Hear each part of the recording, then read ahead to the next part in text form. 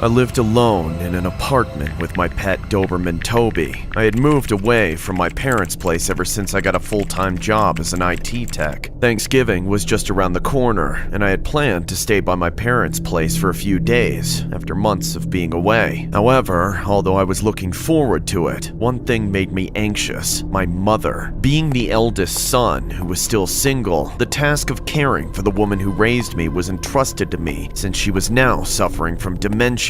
One moment she'd be on cloud 9, and then all of a sudden she'd be acting out of pocket like the girl possessed from the Exorcist movie. And if that wasn't creepy enough, I even saw her in the living room once talking to herself, laughing and crying simultaneously as she stabbed one of our family portraits displayed on the table with a kitchen knife. He's not part of the family! He's not part of the family! He's not part of the family! I had no idea what she was talking about, but after seeing a lot of videos online, everything was leading back to dementia. I didn't know how to respond to the situation, afraid she'd be ridiculed if friends or relatives dropped by the house. However, I vividly remember one of the videos talking about the ability of animals being able to alleviate the suffering of people diagnosed with chronic ailments. So that's when I stopped by the house with Toby one day and was greeted by my mother at the front door. She stared at me for quite a while, making me uneasy. So to withdraw from this awkward situation, I gently pulled my dog by the leash, thinking I should bring him inside the house. However, to my surprise, my mother gripped my other hand ever so tightly, saying, "Get rid of that rodent! You understand me? I don't feel good around that dog!" How dare you! You're in no position to defy me. Father finally arrived home from his long business trip. I remember seeing my mother placing a massive platter with a silver lid on the table. Away from the kitchen, the aroma was enticing and irresistible. My father and I couldn't wait to dig in. However, as soon as my mother lifted the silver lid, thing that was definitely a turkey, she glanced at my father and me, saying, I thought of being more creative this year. Since starting my higher education, I became close friends with a guy named Eddie. We would always study together even if we didn't have the exact same classes. We had our fair share of cagey, socially anxious students, but none were worse than Charles. Last semester, Eddie and I had advanced robotics together, so naturally we sat next to each other towards the middle of the room. Charles always sat as far back as the professor would let us, since it was such a small roster. I never knew much about Charles, except that he was a creepy loner emo type with long greasy hair straight out of the mid-2000s. He always wore the same black jeans and oversized sweater every day, so he had a bit of a smell to him too. But the most different thing about Charles was the way he constantly fidgeted during class, muttering to himself about this and that. His favorite thing was apparently Thanksgiving, because he talked about it all the time while talking in this weird, cheesy Joker impression. Is it Thanksgiving yet? I can't wait to have some juicy, delicious turkey in my mouth. So close, so close. I always wondered how such a clearly unhinged weirdo got enrolled into even a semi-prestigious university. But his skills in robotics must have been stellar to make up for everything else about him. I never wanted to find out though. But of course, the day came when the professor gave us a group assignment and told us to get into teams of 3. Obviously, Eddie and I were 2, but it seemed like everyone else was taken in a matter of seconds, leaving us with no choice but to work with Charles. The assignment was Thanksgiving themed, and we were supposed to have it done by the time we got back from break.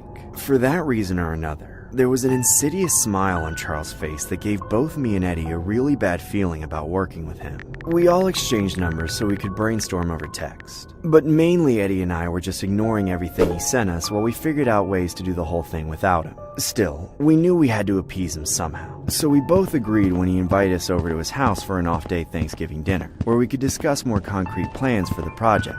Charles said his parents were out of town for the weekend, so it would just be the 3 of us. Eddie and I tried to coordinate so we would arrive at the same time. That way neither of us would be alone with Charles. I texted Eddie when I left my place and he said he was already on the way, so it seemed like it would work out. When I arrived, I didn't see Eddie's car in the driveway. I made my way to the front door and rang up his phone once more, but still no answer. Then, Charles opens the front door wearing an apron with the most unhinged smile I've ever seen.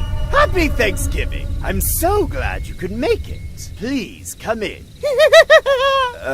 Is Eddie here? I think he should be arriving soon. Just come inside. Right off the bat, I could tell Charles was acting strange, even more so than usual. But I went inside despite the weird feeling. I sat down at the dining table while Charles went into the kitchen. Have a seat. Eddie should be here any minute now. Okay. You'll see there's already some sides out on the table. Feel free to have some. I'll bring the turkey out in a sec, okay? Alright, dude. I was already creeped out, but I figured Eddie was close by, so I decided to shoot him a text, urging him to disclose his ETA and arrive as soon as possible. Where you at, man? What's your ETA? I need you here. It's so awkward right now. A few minutes passed and still no sign of Eddie. Not even a response to my texts. I started getting antsy and decided to call him.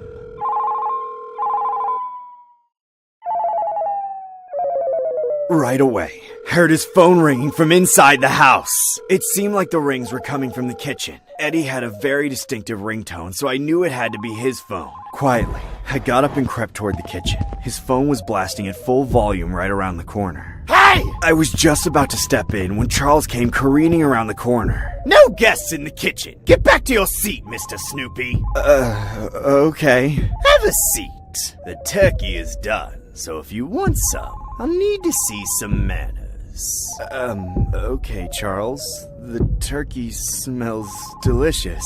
Charles was blocking me from going into the kitchen, so I was forced to go back to my seat. As I did so, Charles put the huge platter down at the center of the table and took the seat directly across from me. I was literally starting to shake and hyperventilate. Eddie's phone was still going off and Charles was staring at me with the psychotic look in his eyes. Is that Eddie's phone ringing in the kitchen over there? Of course not. It's my phone. I told you already. No guests allowed in the kitchen. I held my phone out and showed him that I was dialing Eddie's phone. A couple rings later, and it timed out. In the exact second, the phone in the kitchen stopped ringing. I know you're lying. Where's Eddie? Oh, come on. Don't you want some delicious turkey? No, shut up. Tell me where Eddie is. I really thought you were smart. I can't believe you haven't figured it out yet. Isn't it obvious? Eddie is right here! Charles lifted the dome off the platter, and on it was a turkey with Eddie's head. It was severed and sewn on top of a turkey, and it was moving, wings, legs, and all. Even Eddie's face was smiling with ghastly wide open eyes. Happy Thanksgiving. Ha ha ha ha. No, shut up! And they quickly came to arrest Charles.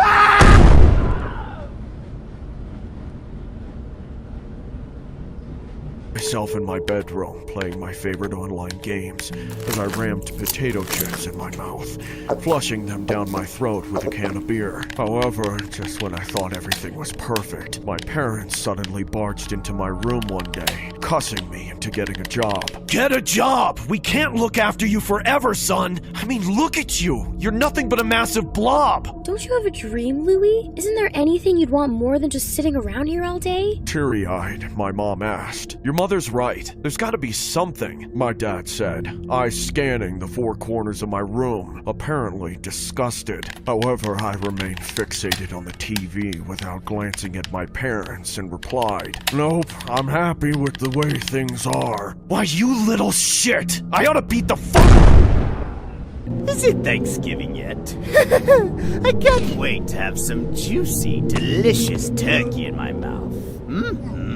So close. So close.